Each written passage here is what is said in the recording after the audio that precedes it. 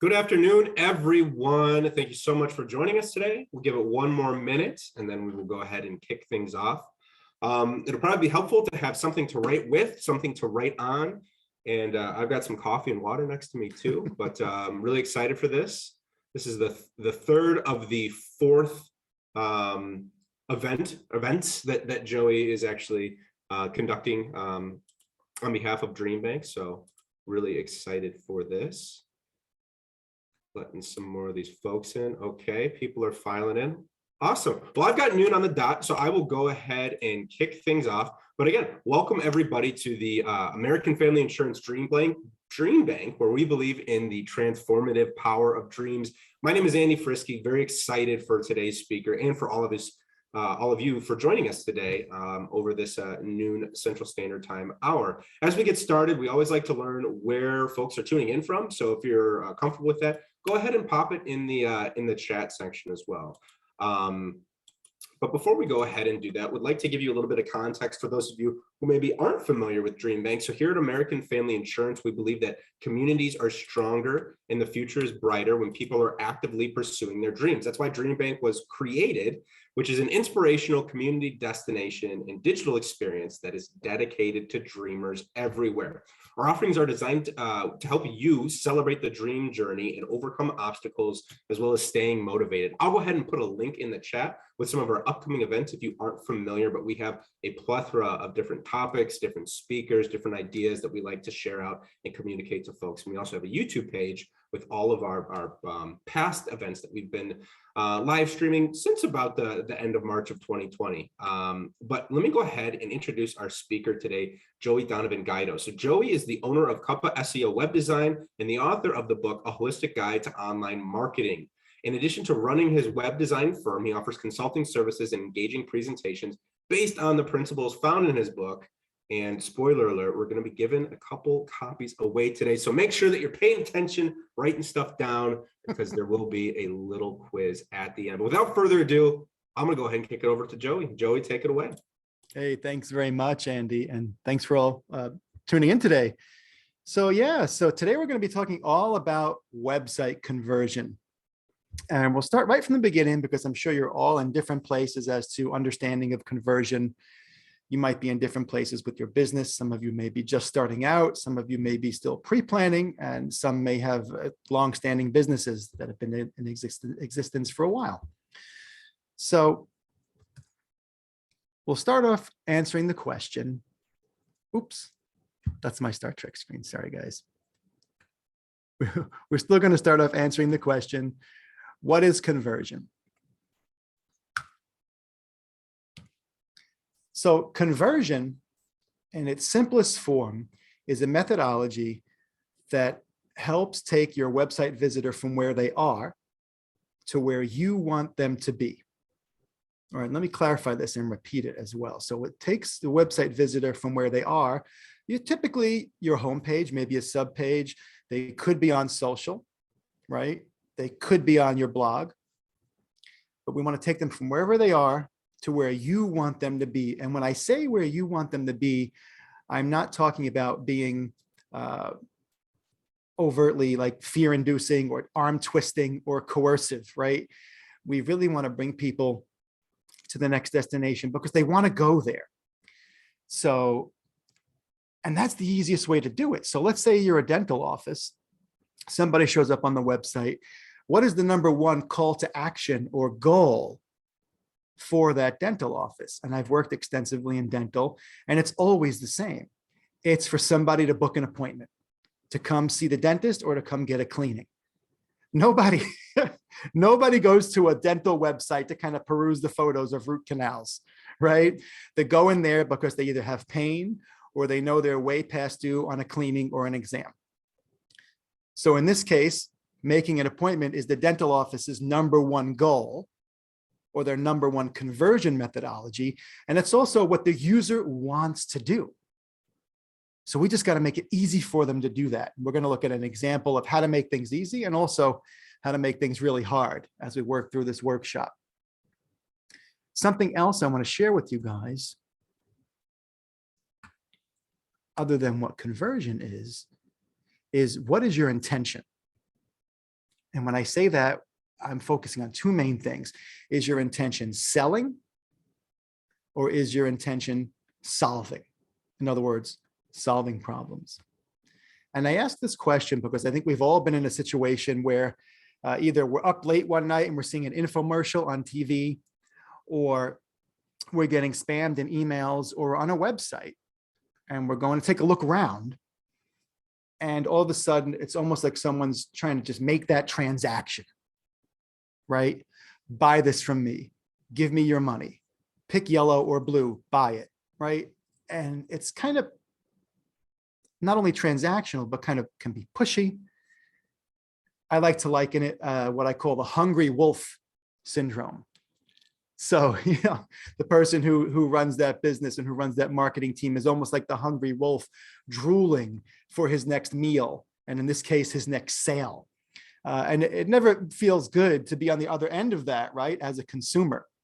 So what I encourage all businesses to do, whether it's a huge business like Nike or Promega, who's an international business who's located here in Madison, one of our clients, or just a mom and pop little shop, we always want to look at solving the problem, making it about the website visitor, not us. Nobody cares if we have 20 awards and how great we are and how awesome our team is, right? They might start to care how awesome our products are, but we have a much better chance of engaging with them on the website and with our conversion methodology if we tap into what they need. What is their problem? Okay, I need a dental appointment. My mouth hurts. I need a new pair of sneakers. My feet hurt when I run, right? So really putting into your mind before you write that call to action is, what do most people come to my website for? And guys, we're going to have a nice Q&A at the end. So feel free to put any and all comments, questions in the chat, and we'll either address them as we go along. Andy will kind of drop them to me, or we'll address them at the end. But feel free to ask. There is no such thing as a stupid question. If you're wondering about something, I'd like to get that question answered for you so you can move forward with your business and your better conversion methodology.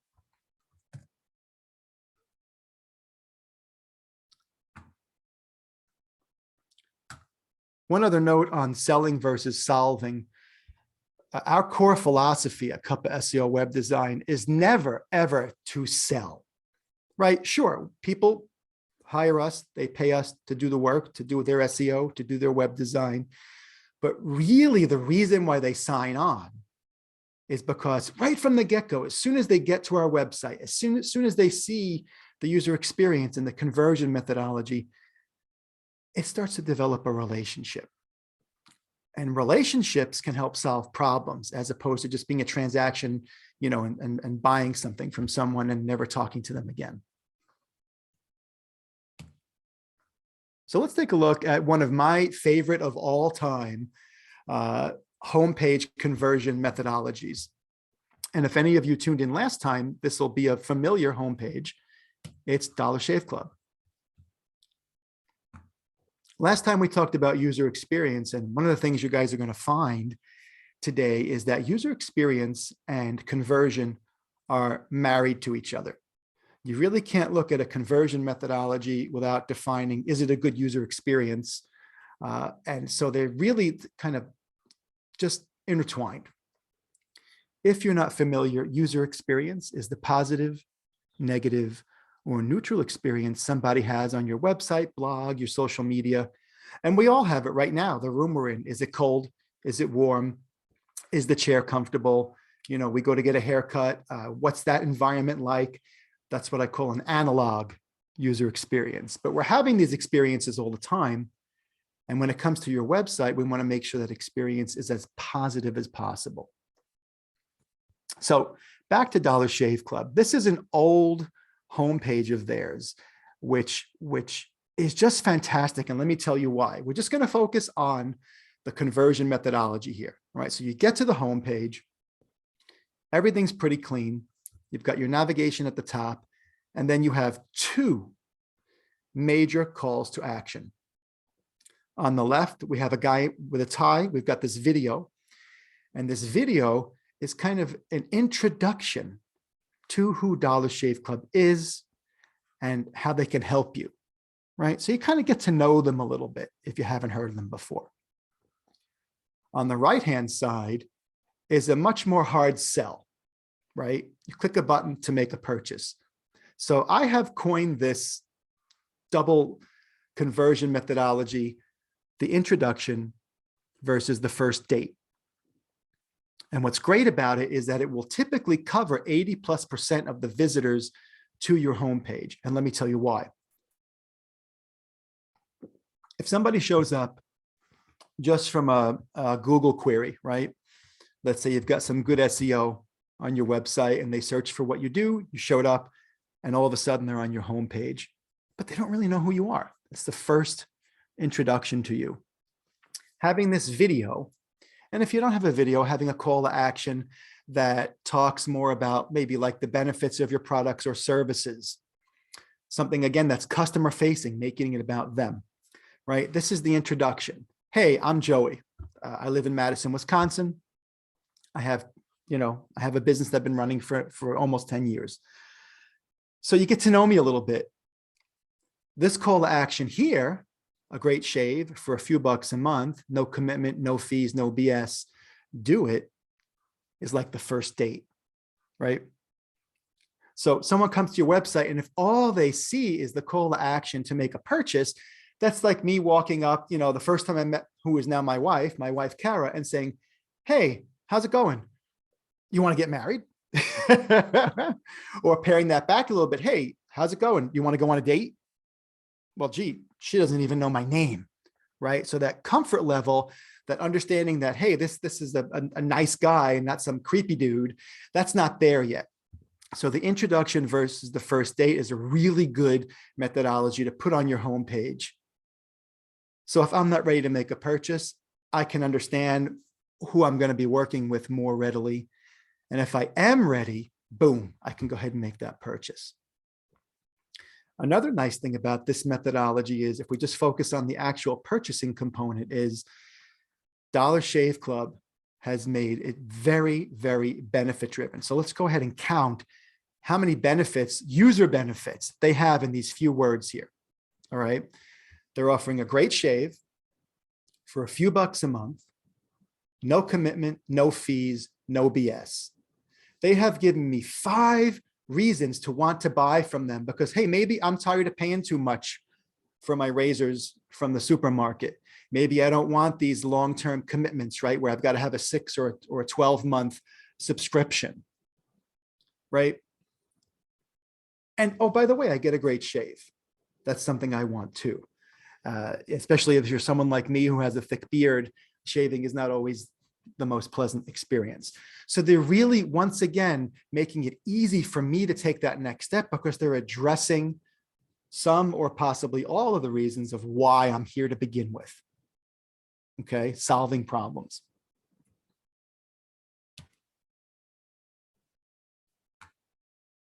So now that we've taken a look at a really good conversion methodology, let's take a look at a really bad one. Now, this one is extreme. I'm going to be honest with you. Most websites, luckily, don't look this bad.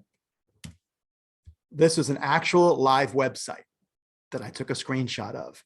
And as you can see, the conversion methodology here is off the charts. And when I talk about conversion, just to show you guys quickly, a lot of times conversion comes in the form of a button, right? Like you see here with Do It. Sometimes it comes in the form of a video. It could be a text link that's more old school, back in the day, where you had to click a text link to go somewhere else. So these visual components are much easier to digest and much easier to help people take that next step. Here, there's so many buttons, so many choices that I have overload, right? I have basically distraction paralysis. I don't know what to do. I don't know where to look. And what's happening right here is selling, right? This organization, this company said, how much stuff can we sell before someone has to scroll?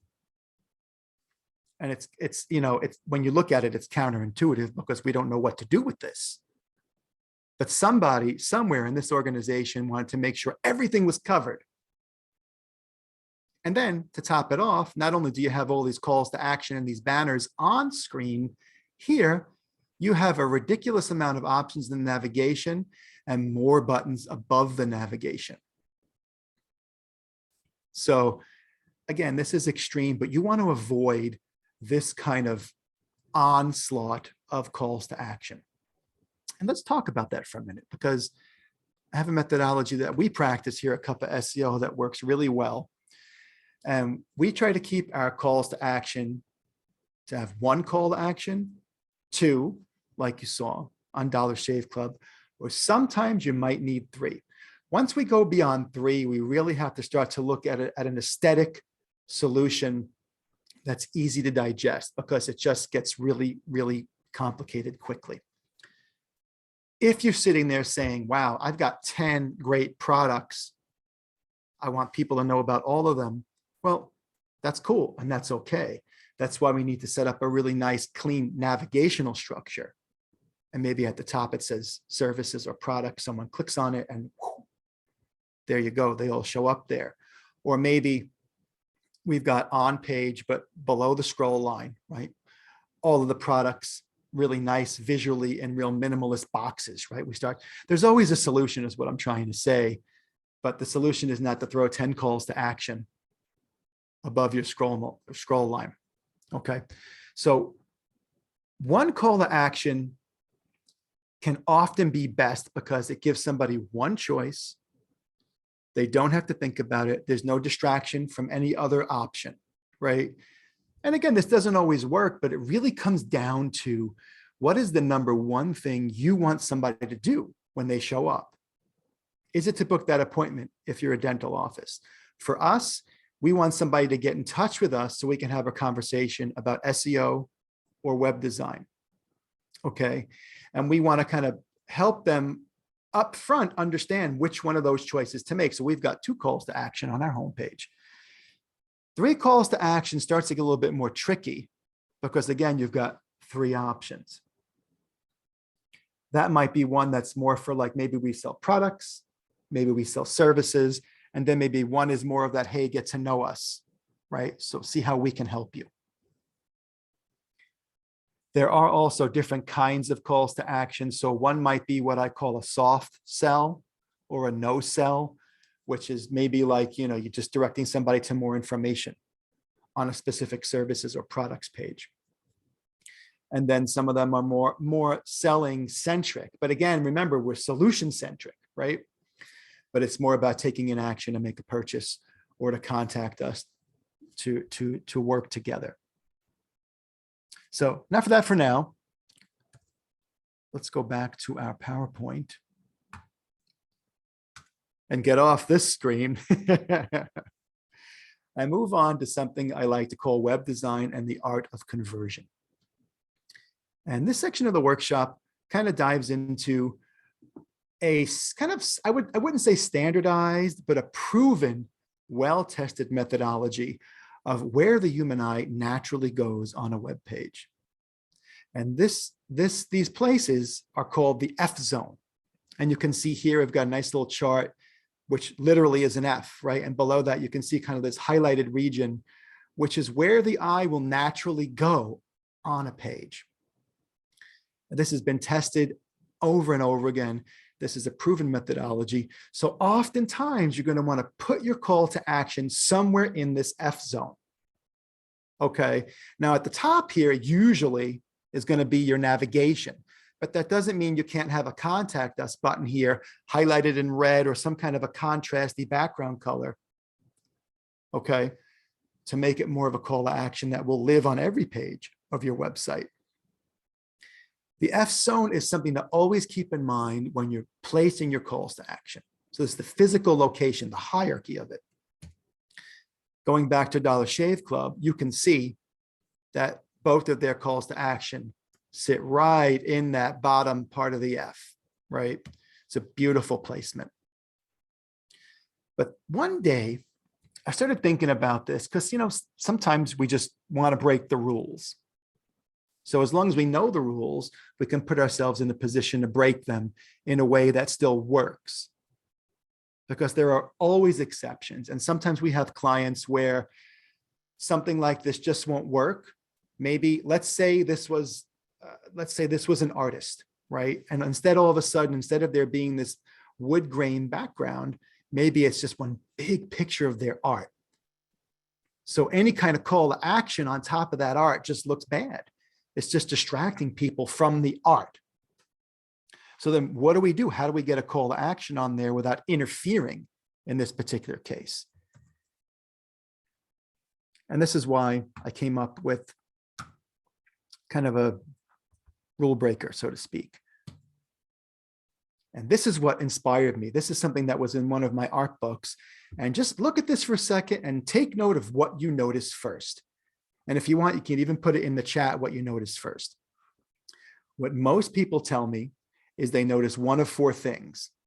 They notice the title at the top, which is the artist name, Tadanori Yoko. They'll notice the guy hanging here, or they will notice one of these two rectangular boxes, either with the baby or with the hand in it. And this got me to thinking, well, if this artist can compose his art to make it so my eye goes to the bottom right or left corner, why can't we do that on a website? You know, I would think these rays would be what was most kind of prevalent, but the rays somehow almost fall into the background because of the way this is designed. So I did a very rough sketch, intentionally rough, to show you guys how this can be transcended into a web page. Very high tech. But I took this same methodology of these two boxes in the left and right corner. And as you can see, this left side box kind of fits into that F zone, right? The stick of the F. But this right side one falls nowhere near the F zone. It's totally outside of it. And just through the use of some thick lines, you can see that it is very easy for the eye to be brought to either of those bottom corners. Now just imagine if we have maybe a minimalist homepage and there's some contrasty color here and here, all of a sudden the eye is going to be even more drawn to those corners. So always remember, if you're looking at your website and you're thinking, gosh, that call to action button smack in the middle of my face, which you'll see that sometimes people have the call to action right in the middle and it's covering them. We work with it, again, a dental office once that had that. And we were like, look, the first thing we need to do, if you want to use this image, is move your call to action, because it was right on top of the dentist's face. And it just, I mean, honestly, it looked really bad. So again, keep that in mind as you're developing things. There's always ways to work around things. Nothing is a best practice that you should always follow, except one thing. Sit back and think about, is this the best experience I can provide to my website visitor? And is this call to action the number one thing I want them to do?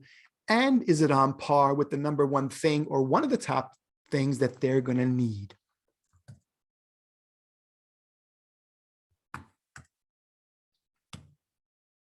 Now we get to a little bit of a fun part before we wrap up, and that's what to avoid. I had to pick and choose here because there are a lot of things that we might want to avoid on a website. And the really interesting thing is that some of these are really prevalent. So when you see it, you're going to be like, oh, that's bad. I didn't even realize that. I see that everywhere. And one of the examples I like to give is that back in the day, people used asbestos in houses, right? They put them in walls, they put them in the ceiling. And then one day somebody realized, wait a minute, this is literally making people sick and killing people. So of course they stopped using asbestos. But before that, it was widespread and nobody knew what kind of damage it was actually doing. Luckily on a website, it's not fatal, but it could honestly be fatal to your business and your income and how many customers you get. So I want you to be aware of them. The first thing is to avoid carousels. Now, carousels, some people call them sliders, are moving images and moving calls to action on a home page, typically on a home page. And here's why they're bad. They distract people. Every time a new slider or carousel appears, I've got to hit the reset button. I've got to read what it says. I have to determine, is this something I need or not? And then the call to action is there. Do I want to click on it? Oh, wait a minute. Boom, here comes something else. And what I might have just been interested in is now gone. Okay. Or I might not have been interested in at all. So here's a good example of that. This is Lowe's. And I chose Lowe's for a specific reason because they are one of the top businesses out there that handle home improvement, lawn care, gardening, that kind of stuff, right? Them and Home Depot. Home Depot didn't have a carousel, so I was very proud of them that they got rid of that. So what happens here is we're going to take a look at the slider, and you can see for yourself, make a decision. What do you think of it? Now, first of all, there's a stain master, right? Oh, what just happened? Look at how that just bounced around. Okay, House of Style. We're bringing you style beyond your, well, okay. You see what's going on? This is not planned. This is just naturally occurring on their website. Very distracting, very confusing. Avoid it. What this does is it provides a really poor user experience, mainly because it's making the user have to think about what is going on here. And it keeps changing the information, so it's causing confusion, distraction, and what I like to call noise. Get rid of it. Figure out what is the top 80% of your business. Put that here in a nice image, okay? If you've got 2 or 3 things that make up your top 80%, use 2 or 3 calls to action, get rid of the slider. And test this, right? Look and see how much conversion you've had over the past 6 or 12 months with your slider. And then when you take it away, see what changes. Did it go up? Did it go down? You know, if you're going to test something like that, I would advise leaving your calls to action the same and just getting rid of the slider and making the calls to action static. Because if you change your calls to action, that might be why people are buying more or less. So you want to kind of just change the one thing and get rid of the sliders. All right. Whenever you're testing anything, new copy, new SEO, new conversion, new UX, do your best to change one thing at a time and see what happens. Because if you change 5 things at a time and it works, what of those 5 things worked, right? We just don't know. Might have been 2 out of 5, might have been 1 out of 5. It just don't know.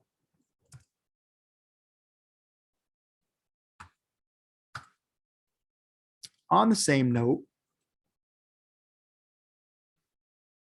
we're going to take a look now at what's called Parallax websites. And some of you may be familiar with this term probably about, I don't know, maybe 5-ish years ago. Parallax websites were really popular. And they were a website that really only had one web page. It kind of like just went on and on forever. So let's talk about this a little bit. This is an actual firm in Manhattan, okay, who does a lot of business. So they are a successful firm, but I want to look at a few things here with you. Let's forget for a minute about this wonky navigation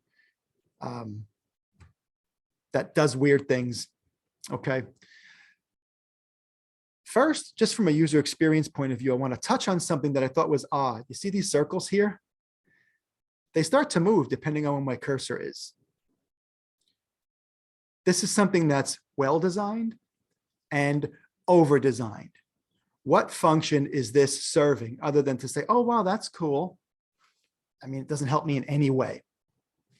So anyway, just a little side note. Now we're going to go back here to Parallax.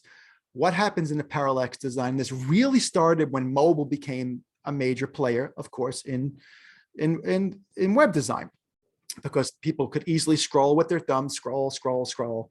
But what happens in a page like this is we start to feel like we're free falling out of an airplane with no parachute. We don't know where the ground is. right? So we start to scroll down and we get 3 options, right? What they do, their services. Oh, look at this. There's more movement, which can be nauseating. And we start going back down. Look, this is about them. We do this, we do this, we do this. Hey, this is who we've worked with. Let us impress you. It's impressive, don't get me wrong. But where am I in this equation as the potential client? I'm nowhere. And now we keep scrolling, and now we've got another services area. And this is kind of, again, over-designed. What is the point of this? To look cool until it becomes annoying and distracting. And then we've got more movement here. And this goes on and on for a while. What that work that excites us, again, it's about them. I know I keep bringing in the user experience, but it's an example I want you guys to be hyper aware of on your own website. That's great. And these might all make great blog posts, but you still haven't told me how you can solve my pain. This goes on a little bit more. We've got more movement. We've got more, color changes, view their portfolio. And then there's this thing called insights, which there's more movement. And this just goes on. Where's the information I need? I don't know. This is why Parallax most of the time is just not optimal. There are times where it works. If you can tell a cohesive story, let's say you're an artist or a musician and you can do a really cohesive story through mostly imagery with very few words, sometimes Parallax can be incredibly powerful. But in this case, it just winds up confusing people. And let's finish up here because we are just about out of time. The final thing I want to show you guys is pop-ups. Okay. And the pop-up I want to show you is actually on a company's website called Flag and Anthem. Just like Carousels, just like Parallax, pop-ups are distracting. They cause noise. They are proven to lower the user experience, and they are proven to mess with conversion.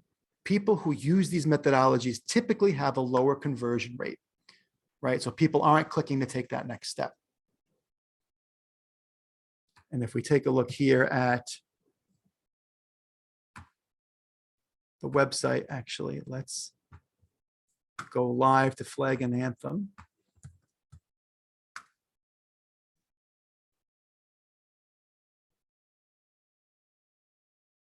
Load time is a problem. That's another user experience thing to be mindful of. You want to have a real light footprint. Okay, so they got fresh prints. This is great, by the way, what they're showing up here.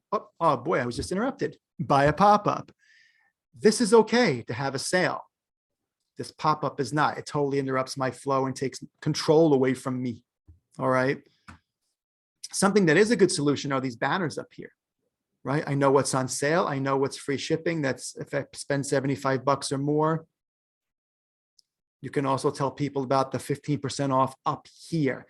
Much less distracting. Yes, there's movement. Yes, it's kind of like a little mini slider, but it is a better solution than this big pop-up in front of my face. And the last thing I want to share with you guys is just how to get in touch, or if you want more information about any of this. If you want to talk more about web design and SEO, you can go to cuppaseo.com. For speaking, consulting, and the book, you can go to joeydonovanguido.com. And one thing that Andy didn't talk about, because it's super new, it's only about a month old, I do have a podcast called Getting Under the Surface, or Guts, and that is all about mindfulness, marketing. It's also about self-care and relationships, including the relationship you have with yourself. So what Guts does, it kind of takes our professional life and our personal life and looks at them as a whole, right? Because this whole thing about work-life balance is really just not true. Very difficult to separate those two things. And with that, I'm going to turn it back over to Andy and you guys to see what kind of questions you have. Thanks so much for that, Joey. We do have a couple questions, at least one question that came in, and Victoria, if you're okay with it, so Victoria had commented saying if you might be able to just quickly take a look at her website, just to kind of assess maybe some of the issues or pain points that you talked about today. She popped it in the chat there. Looks like there was already some changes that were made based on your recommendations. Okay, yeah, I'm looking for it now. Victoria, could you pop it in the chat again, so it's right at the bottom? I've got it right here. Oh, Joe. cool. There we go. Awesome, got it. That come through for you? It did, yeah. It's Okay, just wonderful. all right. So let's take a look.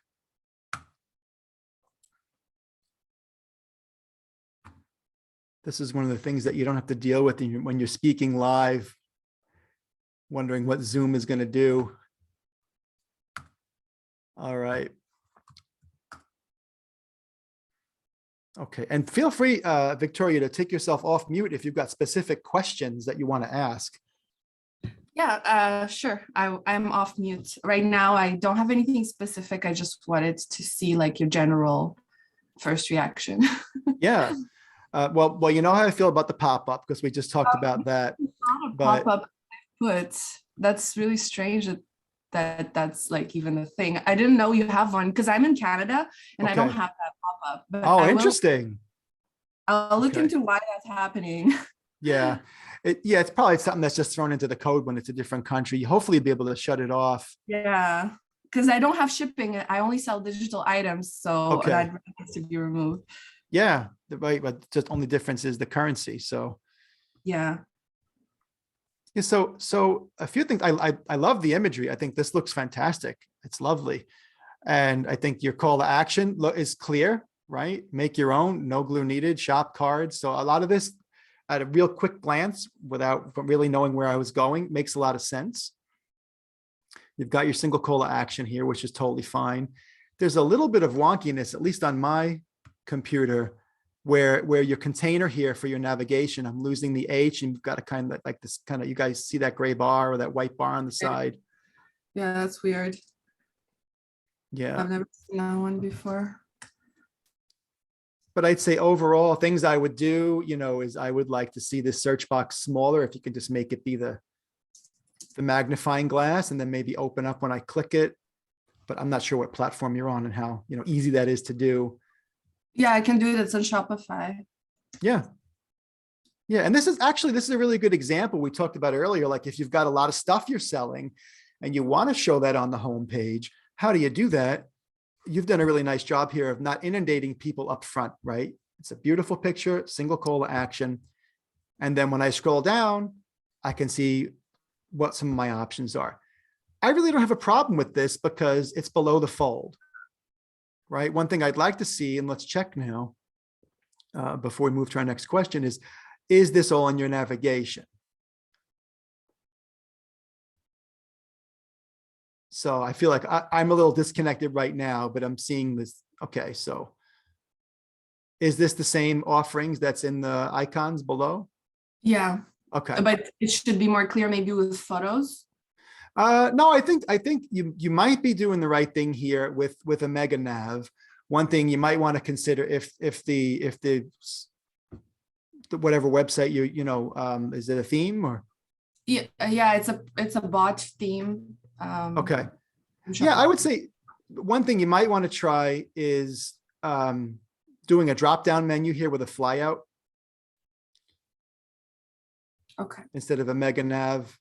It kind of works, but it's a little confusing because everything's in bold, at least on my screen. So if you want to keep this mega nav, I would say, you might want to go ahead and differentiate, like if there's put some headers over some of these or organize them differently. Yes, thank you. Yeah, you're welcome. It's a longer conversation. I usually don't give out too much advice, but you asked, so I wanted to kind of at least address a few things with you. Thank you. That's great. I got yeah. You're welcome. You're welcome. Next question. It's kind of a twofer, Joey. It comes from Karen and Connie. Are photo sliders also something to avoid on a website? And then follow-up question to that was same question as that, but what about photo sliders that have no real info? Is that bad form? Okay. I wouldn't say it's bad form. I would say it depends on what your application is. What is your intention? Why is it there? So to answer the first question, is it bad to have sliders, like just photos? Absolutely not. The thing is, you do not want to put them at the top of the page because that's where that confusion is going to start to kick in. What we will often do for clients, like we've had clients that own multiple apartment buildings. We've had clients that are photographers. So we want to kind of show off some of their work. And what we do is we typically will put those sliders somewhere below the scroll line, or what we used to call the fold, right? So below what I see, like you guys, you know, like when we come here, just show you guys what I'm talking about in case this sounds foreign to you. Like when we're here, this is all above the scroll line, right? Once we come down to this, this is below the scroll line, all this stuff here. And so what we'll sometimes do, like here, you've got this video. This is a much better place for this video than at the top of the page. Here, I'd recommend making it smaller so it doesn't take up as much space. But oh, that's really cool. So putting a slider with just photography somewhere lower is nice. What we'll usually do is put that at the bottom of the page for a client, right? So if someone goes that far down, the only thing that's below the visual slider is the navigation. And maybe like an exception to this, let's say you're a photographer. How do we address this? And we've worked with multiple. So the first thing is I would still want a static image at the top of the page. But then we would look at where structurally on that home page or on the sub pages, where do we want to put some of our photos in a slider? I can actually give you guys an example of something that's a little bit more complex that really keeps the integrity of the user experience in place. So this is Cream City. This is a gentleman who's in Milwaukee, and he wanted to show all of his things, all of the different things he does, and kind of have a collage. So totally fine. But when we come to weddings, again, one static photo for weddings, we want to pull in the viewer, right, with something engaging. Oh, I can see myself with my husband, with my wife, sitting at the table. I can't wait till my wedding comes, right? Something positive to look forward to in this pandemic world. Then we've got our copy. Now here, what we did as a solution is we did what's called light boxes, right? So we can look at photography, we can look at videos. Let's just look at photography, right? Since we're talking about photography. We have that same image at the top because it was a wedding photography. We've got a whole bunch of information here. But then what I want to show you guys, we decided to put the photography on its own page so we could really showcase it. And if you see here, there are 4 different accordions. And when I open them, it's pretty sweet where they're all here. So we're not using a slider here, but you could technically, if you wanted to, on this light box or even on this page, let's say you only do wedding photography, right? So someone comes to the wedding photography page. This could be your slider down here. Couple things. One, make sure it can be manually controlled by the user. So if someone's looking, they can pop back to a particular slide or just control it themselves with arrows on the left and right, as opposed to an automated slider, which leaves me with no control. So hopefully that answers your questions. All right, we've got a couple more here too. So this one comes from Megan. Is it too confusing to have a top navigation bar and a main navigation bar, quote unquote, above the fold? Mm-hmm. That's a great question. And that's something, if you want to see more information about that, if you look at on the DreamBank YouTube channel, that's what we talked about last time. Yeah, for sure. So we talked about user experience and website navigation. That's exactly what we dove into. And that was one of the things, the areas of having more than one navigation can be problematic. So it's really about looking at, is there a way to make just one navigation on a website? Is there a way to do that? Sometimes there's not. Again, sometimes there's an exception and you might wind up with a second navigation for people to log in or something like that. But typically if we work on it enough, there's typically a way to make one navigation that's going to improve the user experience. And if there is a call to action in the navigation, like a contact us button or get in touch or schedule an appointment kind of thing. Let's say you're a massage therapist and you want someone to schedule, boom, there it is. That's usually going to increase your conversion and your user experience. All right, so this appears to be the last question, at least as of right now, but from Noella, is it better to have the text not at the top of the image on the photo ? It depends. So yeah, so sometimes you're going to have a photo that does not really work well with any kind of copy or even a button. Okay, I'll actually show you an example of this. So a website that we built, it's been a few years now, Little White Fence, they're up north by Iron Mountain. Their number one call to action was one of more of those soft call to actions that we talked about briefly earlier. They're not trying to sell anything here. Their problem is people get excited, they want to come, especially it's kind of like a little vacation community, a lot of bed and breakfasts, but they're in the middle of nowhere.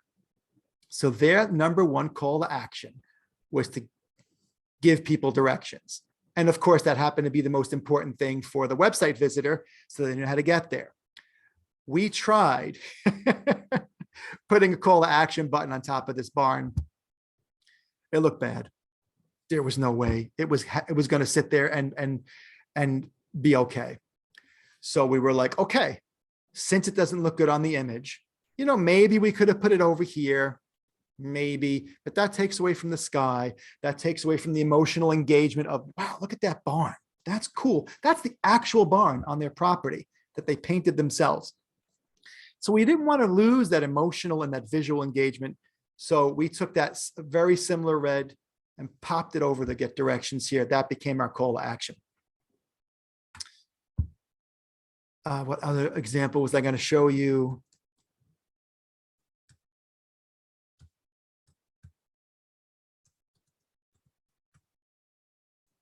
Let's see if this pops up right away. Yep. Talarzak is another one where the gentleman, there's kind of this family history you'll see when it pops up with cows on their farm and their father. So like this is kind of a morph of what we're talking about, right? Because the copy's here and the copy fits totally fine in this spot, right? Defining, enhancing, and protecting your investment. This company works with people to survey and price out land, so the landowner knows how much to sell it for. But we could not find a good spot for the call to action, which was to call them. So similarly to Little White Fence, we said, okay, let's put it in the navigation. And you see we're using this green, which also we've put in the imagery, like as a frame, right? So we're trying to use image and color, again, to kind of warm up the website, to make it inviting, good user experience. How can I increase someone's comfort level right away? But then, okay, call to actions right there. It looked bad here. It kind of almost in a way just sort of lowered the effectiveness, because some people are looking at this and thinking, oh, that looks like my land, right? Some people are looking at this thinking, why are there cows? And that gets explained later on if you read some of the copy on their about page. But the call to action button just got lost here. All right, another one popped in from Connie. What about counters? Good to show impact or distracting? Counters in what context? Connie, if you want to come off of mute and just pop in here just to give a little bit more context. Yeah, can you hear me? Yep. What I was talking about was we have a section where we talk about like the number of students in our school districts. So we are having an impact on this number of students, and it dials, and then it stops. Yeah. Typically, that's going to be a good thing. That we actually did some of you in Madison might know MadRep, but it's a Madison region They help businesses move here, and they also help people move here. So we did their website, and they're very data driven. They've got all these really cool maps, but also some of that data is exactly what you're talking about, Connie, is that kind of like, hey, how many people have we impacted with this or with that? Totally good to show. It's just one of those things that we really would, it's preferable to show it below the scroll line if you can. And I'll show you.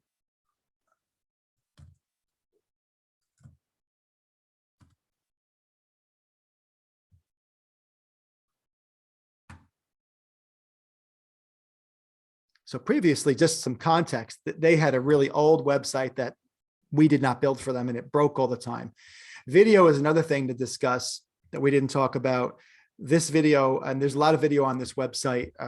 It works, it makes sense, it loads fast. I am not a huge fan of video just for the sake of video. But aside from that, let's just scroll on down.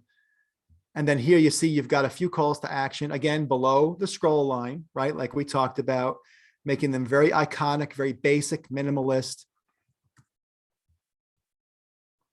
Then we've got a map, and somewhere on here, we're going to start to see data. Maybe it's on this page. But I would just say if you've got things like that, totally good to show. You just want to show it below the scroll line. You see here, there's a ton of options for different data that can be controlled this way, or clicking in.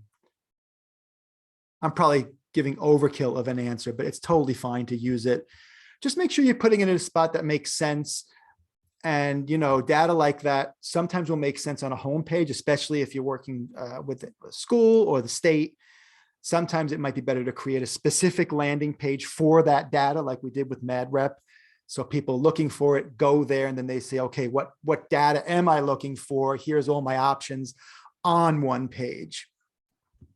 And if you have a follow-up question to that, just let me know. All right, so that concludes all of the questions that have come in at this time. Thank you so much for everyone who had a question, and thank you all for sticking around towards the end. So now, time for the book giveaway. So if we go back to when Joey was talking about different calls to action, there was a couple that he had mentioned. He gave a few examples. Just go ahead and type the few of those examples that he gave out, and the first person to reply will get a book.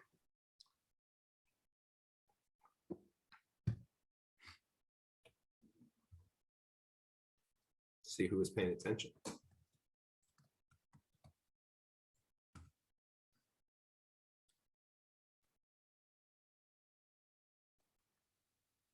I'm singing the Jeopardy theme in my mind, just so that people have enough time to reply if they need to.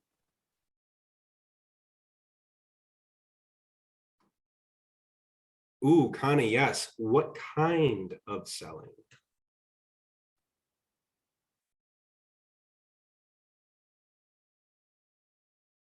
The question is, Joey had mentioned a few different calls to action at the beginning of the presentation. Just go ahead and type out one of the types of calls to action that he had referenced. Nice. There we go. All right. So it looks like soft sell was one. Karen, Connie, I'll send you both a book. Thank you so much for that. Got one more question. Joey might have to get some more books from you. We'll talk about that later. But Okay. the zone to place calls to action on a web page. What was it? Oh, Megan! Oh. There it is. Nice. There it is. All right. Just writing this down. I will be reaching out to you all to the email address in which you used to register, just to get a good mailing address from you, just to send that, okay? I want to make sure that I get, okay. So Connie.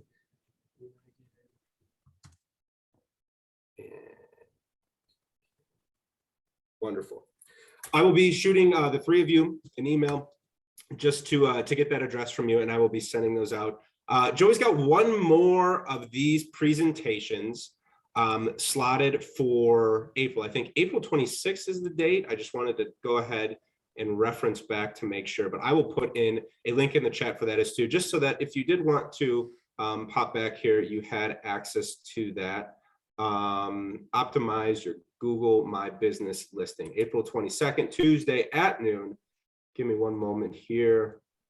I am getting the Eventbrite link. But again, thank you so much to everyone who came out today, spent your lunch hour, your noon hour, more than likely with us.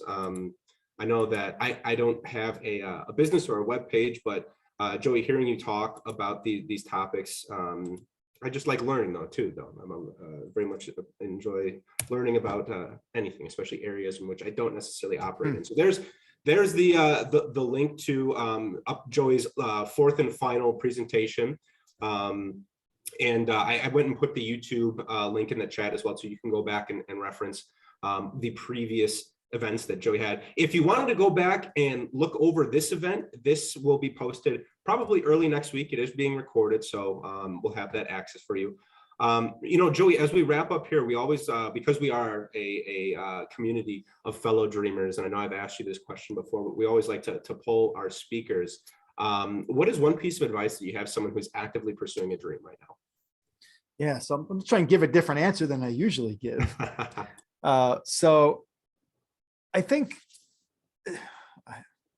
I would say if you're actively pursuing a dream, it's a couple things. One is there's a book called Switch. And if you haven't read it, it's a blue book, and it's got like a kind of like an old fashioned like light switch on the cover with some stickers and stuff. So it's very good because it will help you, because if you're dreaming and starting a new business or starting anything, it doesn't have to be a business, could be a musical career, whatever. There's change that goes into that. And oftentimes what I have found is that, you know, the mind has its own opinion and the emotion has its own opinion. And sometimes they go like this, right? So you find yourself kind of spinning your wheels and wasting some energy. So that book Switch will help. But really what I'm saying is create a plan that's clear. Like what is the end goal? What is it that if you woke up tomorrow and had exactly what you wanted for this dream, what does that look like? And the more specific you can be about what that looks like, the better, right? So you've got that end goal. And then the next question is, okay, that's where I want to be. Here's where I am now. What are the first few steps I need to take to get there? And make those steps as bite-sized as possible, right? Because it's overwhelming. You look at that end goal and you're like, wow, okay, I have all this stuff to learn. I got all this stuff to do. You know, I got to put in all these hours, and all of a sudden you're just like, oh gosh, how am I going to do this? I'm up to my eyeballs already and I haven't even started. So make those first steps, make them manageable. If you don't know what they are, look around the internet, look and see who's doing what you want to do, or talk to someone trusted. Because oftentimes we don't have the answers, even though we do. We don't think we do, because we're so close to it and emotionally connected to it that it becomes blurry. So you ask a friend or your spouse or your brother, and they're like, man, you should be doing this, this, and this. And you're like, oh, okay. Hopefully that helps. Yeah, thanks for that. We have one other question come in. So who was the author of the book Switch? Oh, that is a great question. Let me take a quick look. I was just trying to pop it in here. So it looks like there's two. There's Chip Heath and Dan Heath. Yes, thank you. Heath brothers. Yep. Heath brothers. Okay. Yeah. I will give me one moment here. Yeah. And if you have Audible, it's a great listen on Audible. Really good reader. Awesome. Yeah. Well, thank you so much for that, Joey. Again, thank you all for sticking around. I appreciate it very much. With that being said, we will go ahead and cap it there. We'll see you all next time. Take care and have a great day.